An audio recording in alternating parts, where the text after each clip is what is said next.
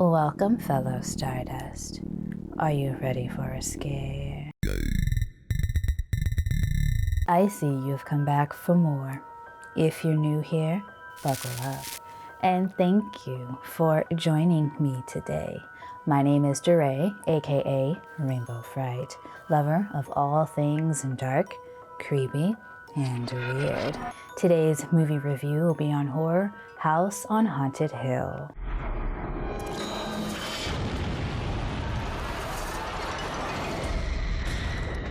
Today's movie is a subscriber request from Michael, aka Mike. He requested this movie 5 months ago, so he's been waiting for a minute.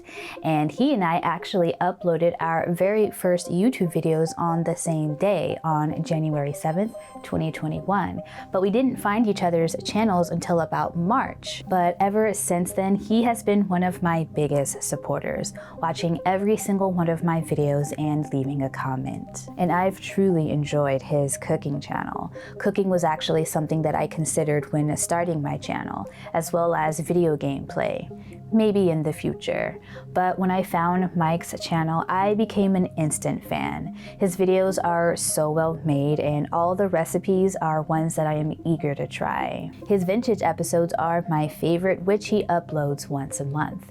So be sure to check him out if you're looking for some really delicious recipes. Now let's take a look at Mike's request, the remake of House on Haunted Hill, released in 1999. We'll also talk about the OG film from 1959 and do a little comparing between the two. You can definitely expect spoilers for both films in this video, so be prepared. The premise for both films is the same. A millionaire invites a group of people to a party at a supposed haunted house. He then offers them a large sum of money if they agree to stay overnight. With all of them being hard up for cash, they all agree because they don't see the harm in staying in such a beautiful mansion. In the first movie, the amount of money offered was $10,000, and in the remake, it was $1 million. The original film was directed by William Castle, who was known for his gimmicks dubbed emergos during the screenings of his films. He knew how to shock and entertain. The film stars horror legend Vincent Price, along with Carolyn Craig, Carol Omart, Richard Long, Julie Mitchum, Alan Marshall, and Alicia Cook Jr. In the intro, Watson, the owner of the house, explains the mansion's history. Afterwards, we see Frederick, who explains the conditions to earning the money. We also learn that the party is for his wife, who wanted to have a haunted house party. Each guest is handpicked by Frederick, who knows each of them is badly in need of money. Frederick believes that his wife wants to kill him, and having a party at a supposed haunted house will enable her to somehow make it look like an accident. It turns out he was right. With the aid of her secret lover, Dr. David Trent, her plan was to drive Nora into such a frenzy that she would end up shooting Frederick, which she does. But because Frederick knew Annabelle was up to no good, he loaded Nora's gun with blanks. So when David tried to put him in the vat of acid in the basement, he was overpowered by Frederick and is instead thrown into the acid. Annabelle then walks in, who Frederick scares with a skeleton that she believes is him, and ends up falling into the acid herself. While the plan to murder Frederick might have been a setup, there were still spooky things that went on throughout the film that left us wondering if the house was in fact haunted. Castle's gimmick for this film was having a skeleton come out from behind the screen and floated over the audience using a pulley system. This was a really low-budget yet effective film. The tension slowly built up to a climax with a twist that was fun, despite it being a bit far-fetched. It was also beautifully shot with a luxe and rich set design, and mixed with the moody lighting, really created this creepy atmosphere. Lights are actually something that creep me out in movies and in real life.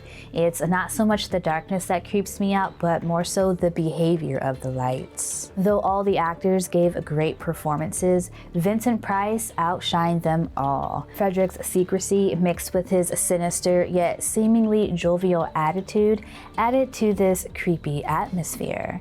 We didn't know if we were supposed to be on his side or not, and that was part of the fun. His presence was always missed when he wasn't in the room, and he does this really good balancing act of trying to figure out what his wife's plans are while having his own big plans in place, with the guests and the audience trying to figure it out. The pacing moves along quite swiftly, with the 12-hour stay being shown to us in just 74 minutes, with no lulls along the way. The dialogue is quick and witty and will have you chuckle from time to time.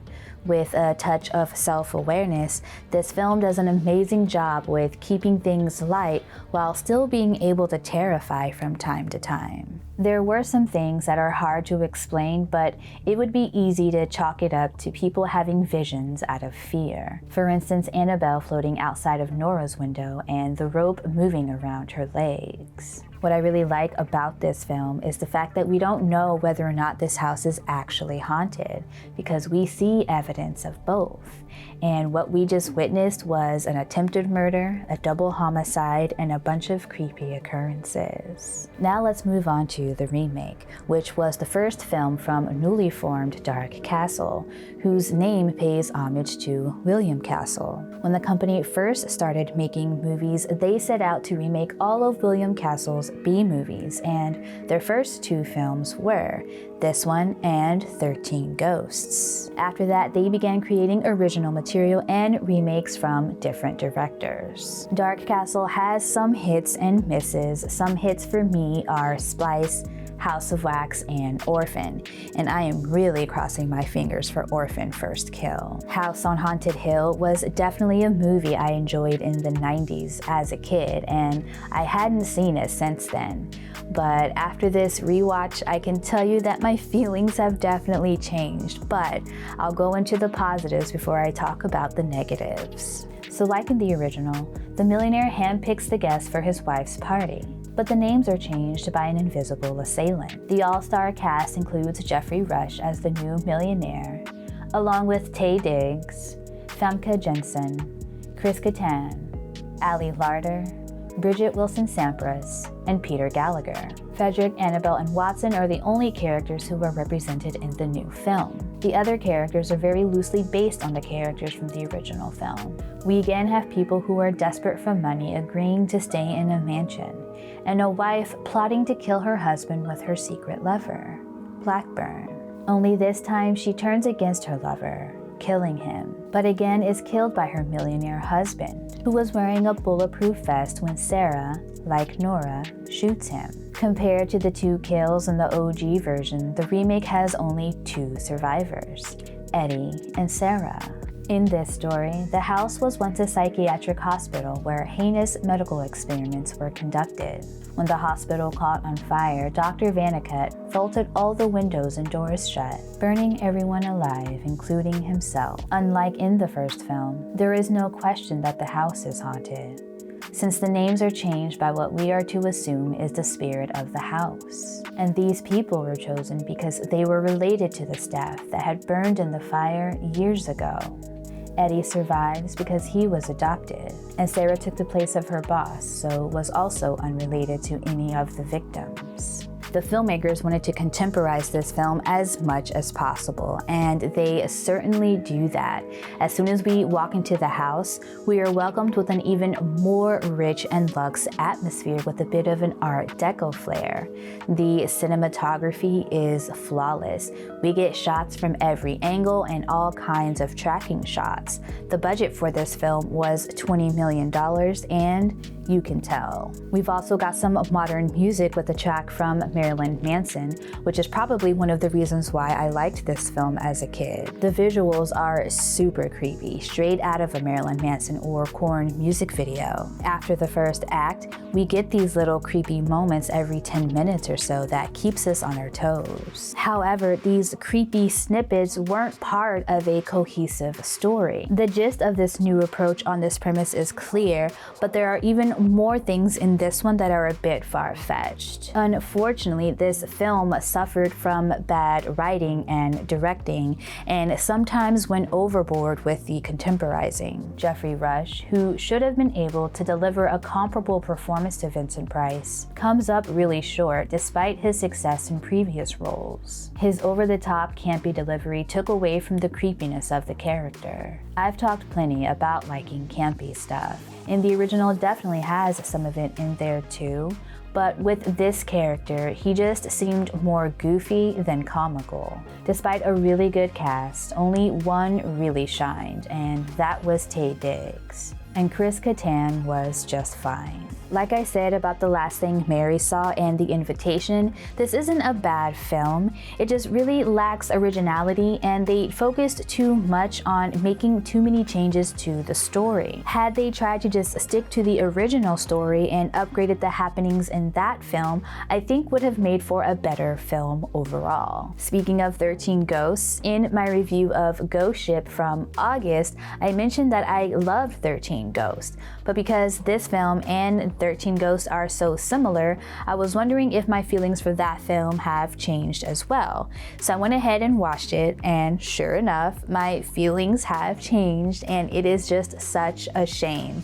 That movie also suffers from bad writing and dialogue. Between the original and remake of House on Haunted Hill, I would have to go with the original, giving it 3.5 rainbow skulls, and the remake earns 2.5 rainbow skulls. I'd be down to check out the sequel, Return to House on Haunted Hill, as well as the prequel that is supposedly in the works. You can find the original on YouTube for free and Amazon, and the remake is also on YouTube, Amazon, as well as Apple TV. Thank you for your request, Mike. I was happy to revisit this one, as well as 13 Ghosts. They had been on my mind for a while now. I wish I liked them as much as I did back in the day, but I do still appreciate them for what they did for me back then. Well, thank you again for joining me today, fellow Stardust. I appreciate you being here with me. If you would like another extra video for this week, be sure to check out my Patreon page and sign up for exclusive regular content. Next Friday, the new Texas Chainsaw Massacre will be released on Netflix, so my next ride-along review will be shot in my living room and will be available on Saturday. I will also be uploading a new narration video. So, if you haven't already, go ahead and hop on the Rainbow Fright freight train and hit that subscribe button along with the notification bell. That way you'll get notified every Thursday and Friday when I upload new videos like this. I hope I see you next time. Peace.